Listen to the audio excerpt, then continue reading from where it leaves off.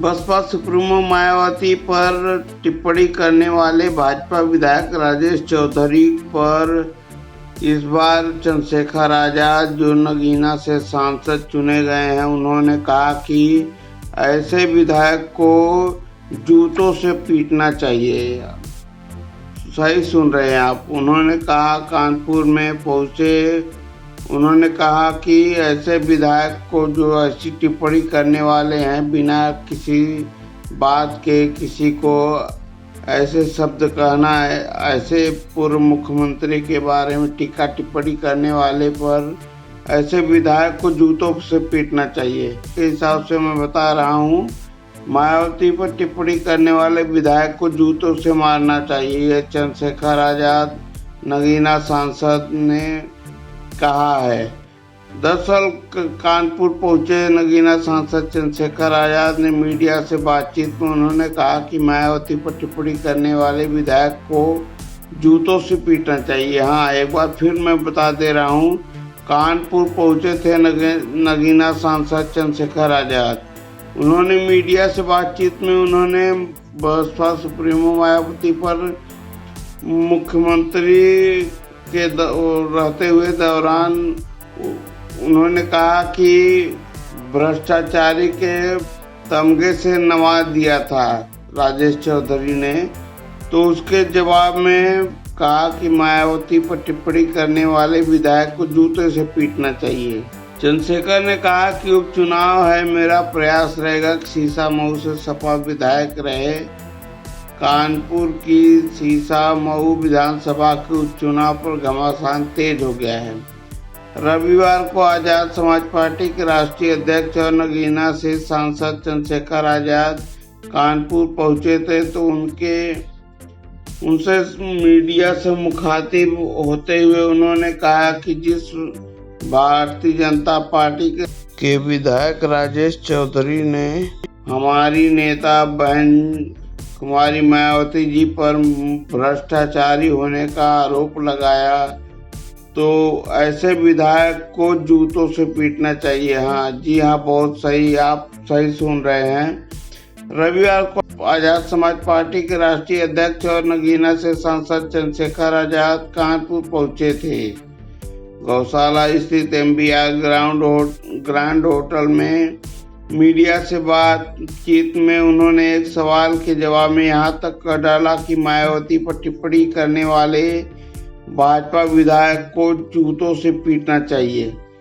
चंद्रशेखर ने कहा कि उपचुनाव है, मेरा प्रयास रहेगा कि सीसामऊ से सपा विधायक रहे इरफान सोलंकी भाई को न्याय मिले।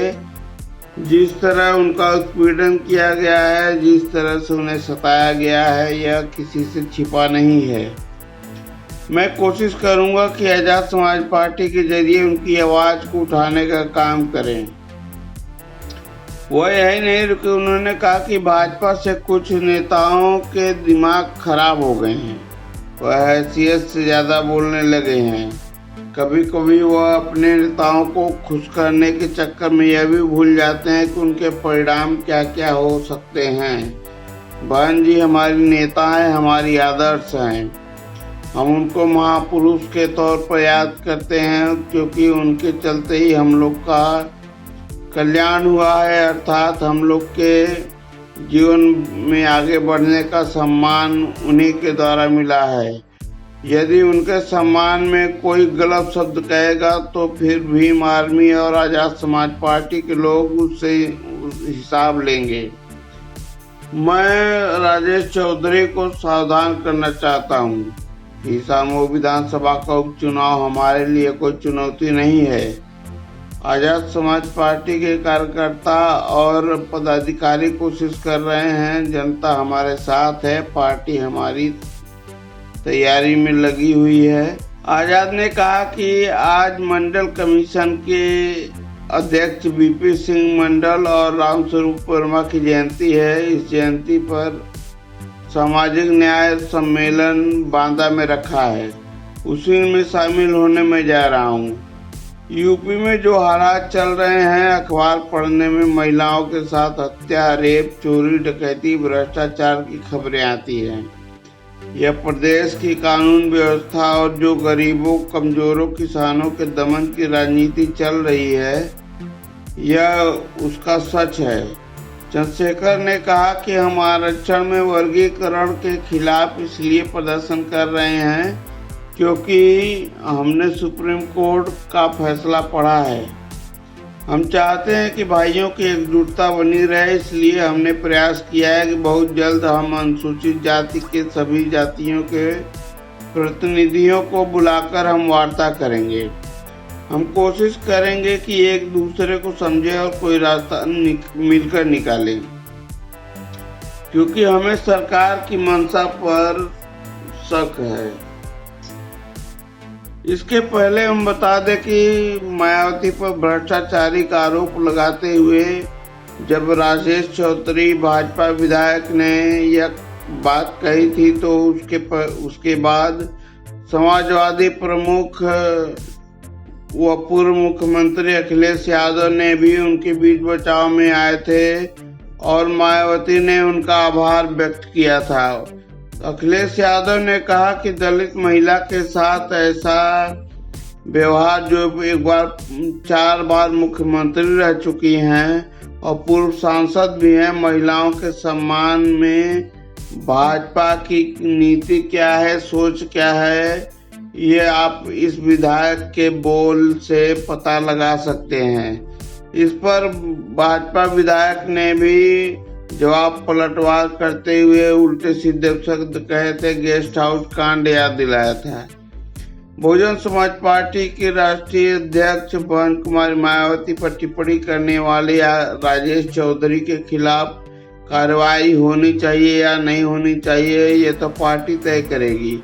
लेकिन बहुजन समाज पार्टी के समर्थकों में काफी नाराजगी दिख रही है।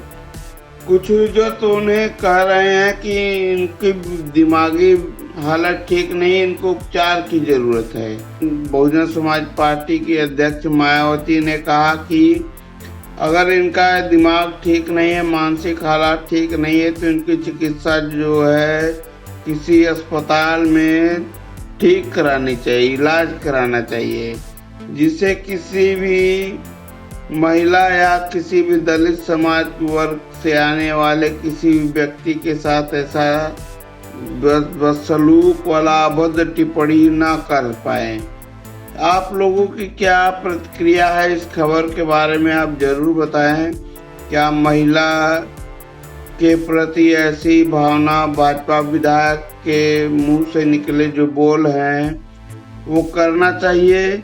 क्या वो ये भूल गए कि वो मुख्यमंत्री भी रह चुकी हैं, वो भी एक बार नहीं 4 बार मुख्यमंत्री रह चुकी हैं, पूर्व सांसद भी रह चुकी हैं। उनके बारे में ऐसे वक्तव्य क्या राजेश चौधरी को करना चाहिए था? अगर करना चाहिए था तो क्यों करना चाहिए था? क्या महिलाओं के सम्मान में भाजपा की यही नीति रही है, यही नीयत रही है? क्या उनकी सरकार है इसलिए ऐसे बोल रहे हैं? हालांकि मायावती ने कहा कि आजकल उनकी कोई पूछ नहीं रही है, इनका कोई अस्तित्व नहीं रह गया, तो इसलिए हमारे चरित्र हनन के बहाने वो अपनी पब्लिसिटी पाने की कोशिश कर रहे हैं। हमारे जरिए अपना राजनीतिक रोटी सेकने का काम करने वाले ऐसे विधायक को मानसिक तौर से इलाज की ज़रूरत है। इनको अगर मानसिक रूप से ये स्वस्थ हैं तो भाजपा को इनके प्रति कार्रवाई करनी चाहिए। अगर कार्रवाई नहीं होती है तो हम ये समझेंगे कि इसमें भाजपा के इशारे पर ही ये वक्तव्य कहा गया है। आप लोग की क्या प्रतिक्रिया, आप लोग ये जरूर बताएं। क्या ये उन्होंने सही कहा है? भाजपा विधायक जो राजेश चौधरी हैं, उनको पूर्व मुख्यमंत्री और पूर्व सांसद के बारे में ऐसी अभद्र टिप्पणी करनी चाहिए थी या नहीं करनी चाहिए थी? आप लोग अपनी प्रतिक्रिया जरूर दीजिए।